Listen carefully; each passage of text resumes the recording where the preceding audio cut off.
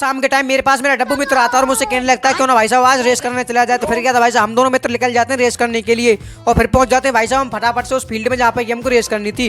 फटाफट से हम पहले यहाँ पे देखते हैं कि भाई साहब चारों तरफ बच्चे खेल रहे हैं और कुछ बच्चे यहाँ पे फोन चला रहे हैं। लेकिन भाई साहब आपका भाई भी कहाँ रुकने वाला था, फटाफट से पहले इस बच्चे पर अपना चैनल सब्सक्राइब करवा लेता है। उसके बाद सब्सक्राइब करने के बाद इस भाई से मिलते हैं और उसके बाद निकल जाते हैं हम किसी विद्यालय में घूमने के लिए। भाई जैसे हम विद्यालय में पहुंचते तो यहाँ पे देखते हैं भाई साहब चारों तरफ पत्ते तो पड़े थे, लेकिन भाई साहब साफ सुथरा इतना था। और भाई साहब हरियाली के अंदर जाता हूँ तो भाई साहब यहाँ की हरियाली को देखने के बाद मेरा दिल गार्डन गार्डन हो जाता है। और उसके बाद मैं फटाफट से यहाँ पे सरस्वती माता की प्रतिमा को देखता हूँ और उसके बाद मैं यहाँ पे घूमने लग जाता हूँ। भाई यहाँ पे घूमने फिरने के बाद मुझे नजर पड़ जाती है अचानक के सुल्लू पे, जो कि भाई साहब मुझे ही देख रहा था। सुल्लू से मिलने के बाद जैसे ही बाहर आते हैं तो हमको एक लड़का मिल जाता है और हम उससे एक सवाल करते हैं और उसके बाद उसका रिएक्शन कुछ ऐसा होता है। यूट्यूब चलाते हो? सुना क्या, ये भी मेरी गलती है। नहीं भाई मेरी गलती है। नहीं मेरी गलती है।